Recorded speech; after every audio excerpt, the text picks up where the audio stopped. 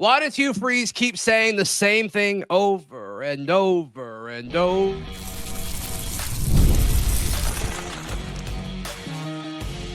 You are Locked On Auburn, your daily podcast on the Auburn Tigers. Part of the Locked On Podcast Network, your team every day.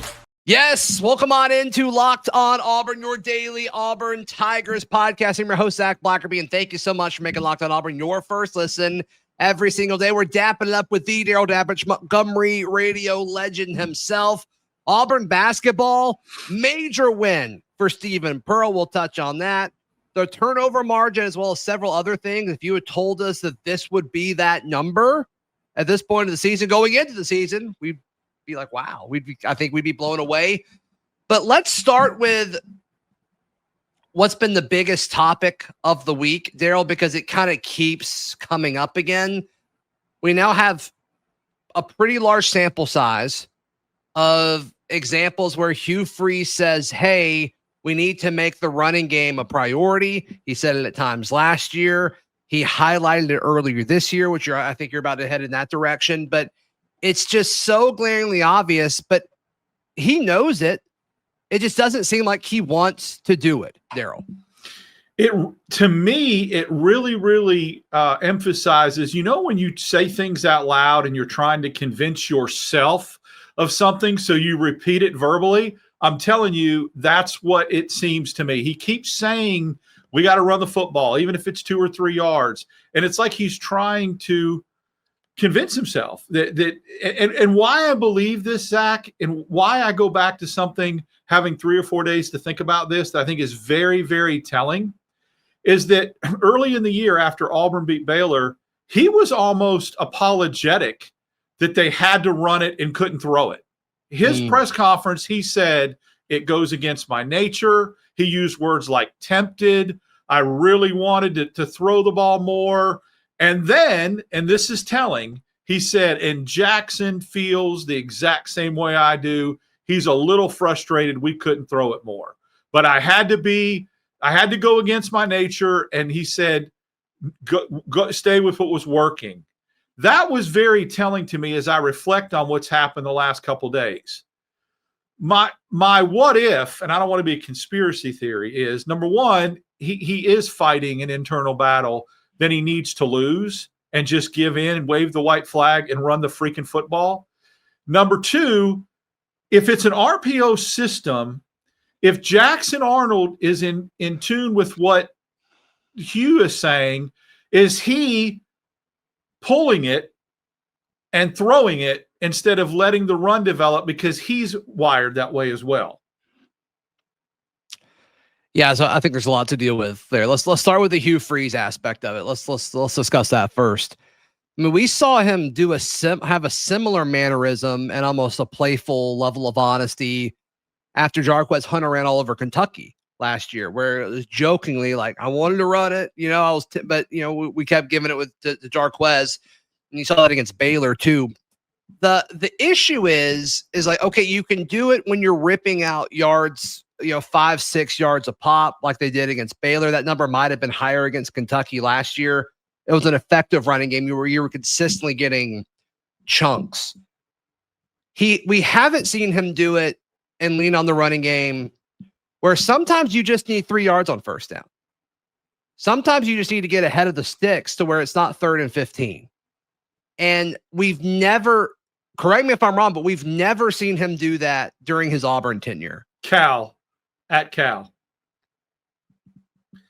And Hunter was hurt, and he gave the ball to Austin a lot more than I thought he would have or should have. And it was a low-scoring game. The main thing I remember about that game are like the last 2 drives where like Rivaldo took over is kind of what sticks out from that. But it was ugly. It was ugly for sure, which is kind of what I'm talking about. Like, you got to be able to win these ugly games. And like it was with Oklahoma and Texas A&M. And I don't know how much they could have done as far as handing the ball off against Oklahoma, but I think against A&M, they certainly could have.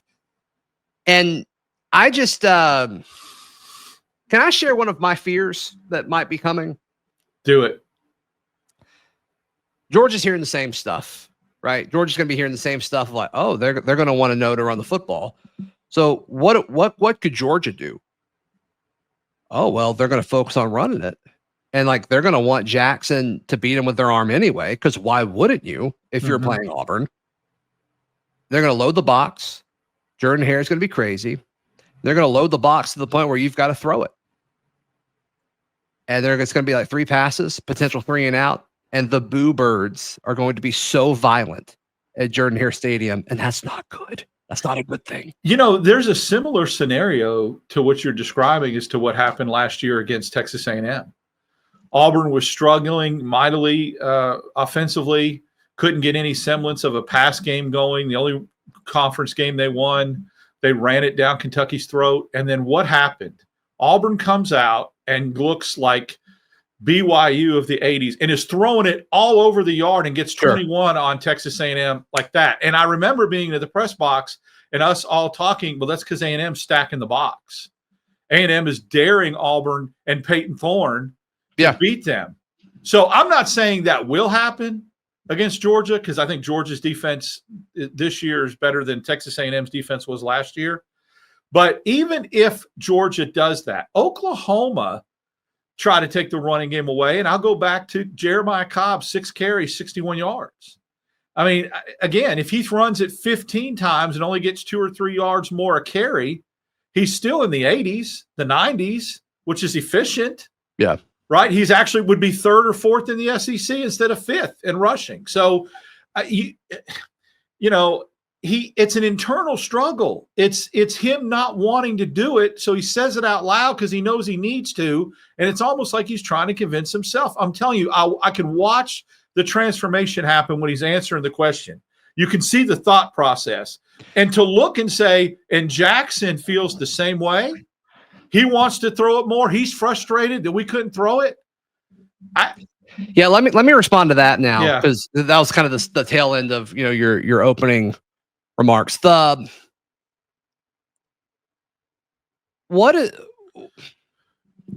so much to say about this. I guess the first thing is, like, what does that say about Jackson potentially if he wants to throw it, keeps the ball, and and some of these film breakdowns that people have done, like, the give on the run is there. Exactly. And so what does it say about Jackson to, one, maybe not do the correct read, but also know that you're not getting it done throwing the ball, but you're keeping it anyway. And you just want to prove, like, what could that potentially mean? Like, what does that say? You just said it. You didn't finish your sentence. Finish your sentence. He wants to potentially make a play, I think, is where I was going. He wants to prove. Pundits, critics, Oklahoma coaches, everybody that didn't believe that he can throw it. That what makes people not like that he's not one-dimensional from running it. And I'm telling you, the reason why I get that. I get that. And the reason why I say you crack the code, I'm watching film where the runs are there and he's not handing it off. So either he's making the wrong reads or he's doing it by design because he wants to prove that he can throw it. What's ironic about that, though, is he looks skittish in the pocket and holds on to it and indecisive when he does throw it. So just hand it off. Or it's not or the call isn't what we think it is. Yeah, see, I don't know that. And that's where that's a big guess.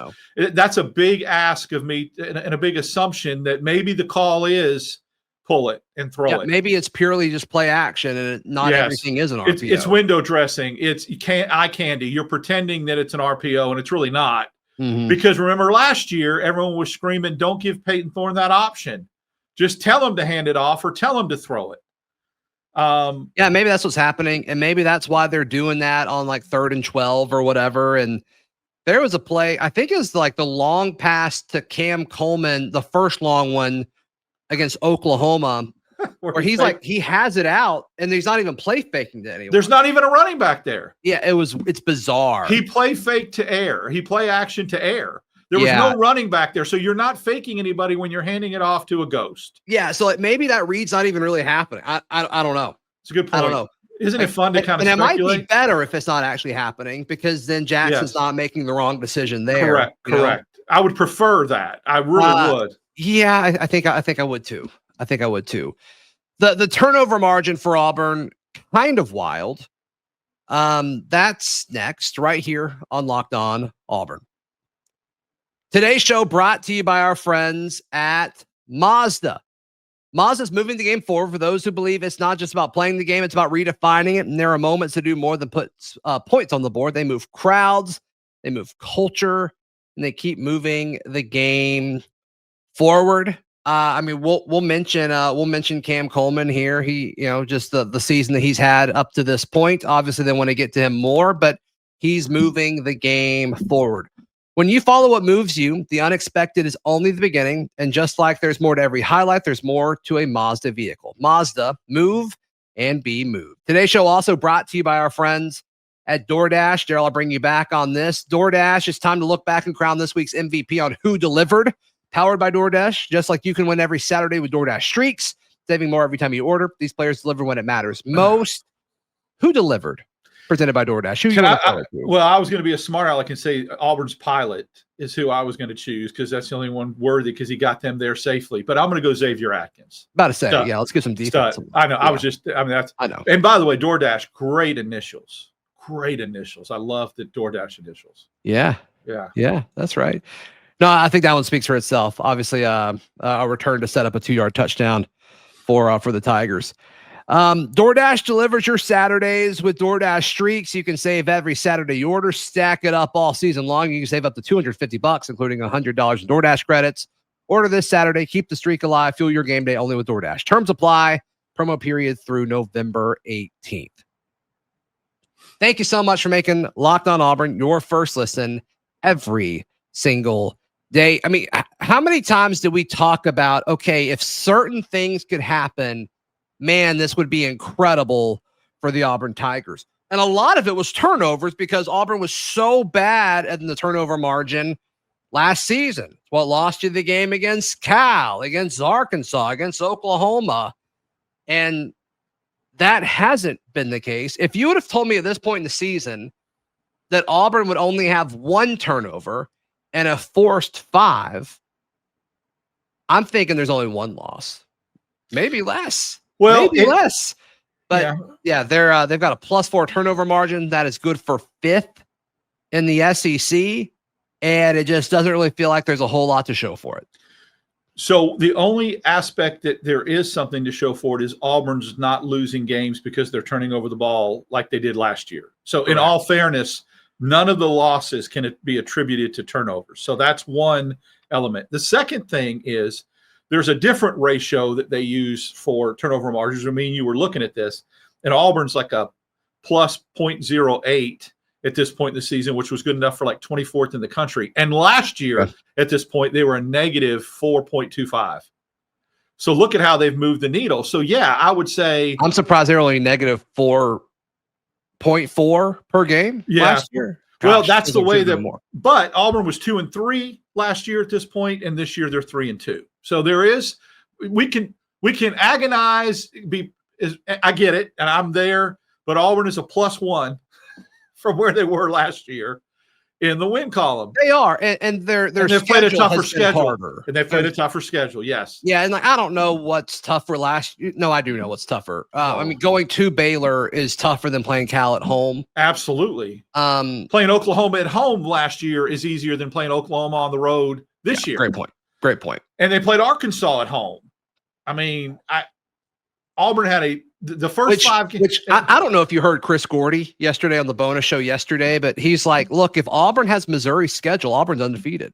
If Auburn has Texas's schedule, they have the same exact record as Texas. They both lose to Ohio State. Vandy, too. I looked at Vandy's schedule. Other than South Carolina. Vandy, sure. They played 1 conference game, right, at South Carolina. And everything else, Utah State. I mean, they did play Virginia Tech. Virginia Tech's terrible. Yeah, that ended up being a less impressive win than we thought it was. Baylor would beat Virginia Tech 3 scores. So it's all about timing. And that's where, from a demoralization standpoint and being demoralized, you have to be careful. And we talked about this. And once again, like, it looks worse than we thought it would because the offense has been just that's awful. The problem. Yeah. But as far as like production, we knew this was a possibility. In fact, it might have been the most likely option. We both predicted everything up to this point.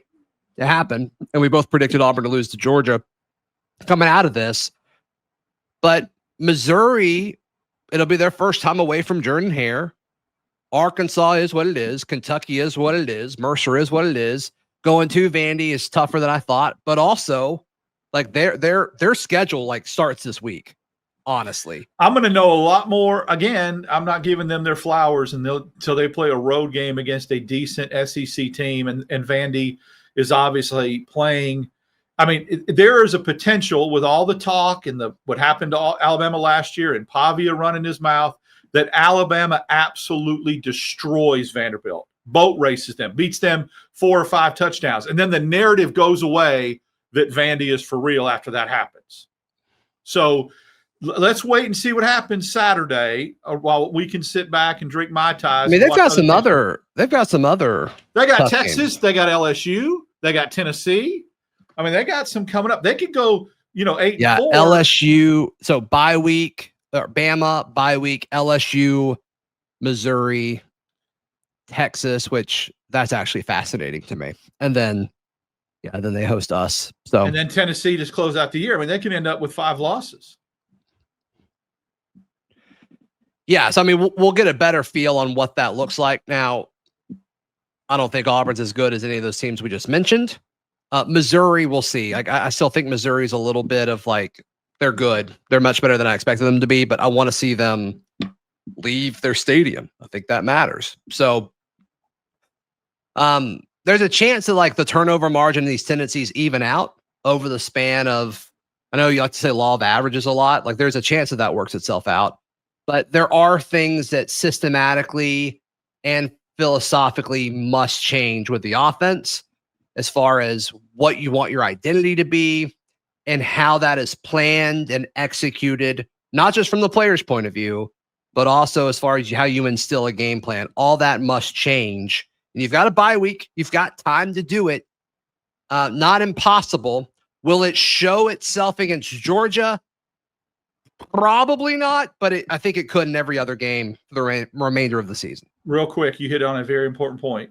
Oh, the turnover ratio from a perspective of Auburn turning it over more could increase if Jackson Arnold in this bye week is getting drilled into his head, quit holding onto the football, trust it, release it. If that happens, you could, by law of averages, get more turnovers. He could throw some picks because he's trying to just let it go, throw it into a tight window, don't hold on to it.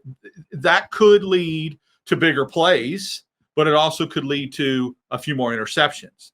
So you can't have it both ways. When people start screaming, he's throwing – I'm not saying thrown into double coverage, but I'm saying – if he's not trusting his arm, not trusting. There are real-time calculated risks that quarterbacks have to make. Yep. Yeah. So. And let's not act like he's had 2 that were supposed to that could have been pick sixes that were just dropped. Thankfully. Yep. That's true. It's a good point. So, how does that come into play? Like there's a lot of variables that impact it for sure. What a major win for Stephen Pearl and Auburn basketball. That's next, right here on Locked On Auburn. Today's show brought to you by our friends at Peloton. All right. Peloton is shaping the future of fitness with the brand new Peloton Cross Training Tread Plus, powered by Peloton IQ. It's their most advanced equipment yet, designed to give you real-time guidance and endless ways to move, whether you're running, lifting, or cross-training with your favorite instructors. This is training reimagined. Peloton is built for breakthroughs with tools that help you plan, stay motivated, and reach peak performance. I love how the Peloton IQ system offers real-time strength coaching that actually tracks your reps, suggests the right weights, corrects your form, makes every rep safer and smarter. So let yourself run, lift, flex, and push forward. Explore the new Peloton Cross Training Tread Plus today at onepeloton.com. Thank you so much for making Locked On Auburn your first listen every single day. The Auburn basketball team, the roster staying put. Everybody's coming back. No one's entering the portal. And there was some panic for a few minutes there. But I don't know how much of it was just, Auburn guys wanting to stay. I don't know how much of it was Stephen Pearl convincing them or how much they believe in Stephen Pearl. It doesn't matter. It doesn't matter. This is a win for Stephen Pearl. It's a win for Auburn basketball.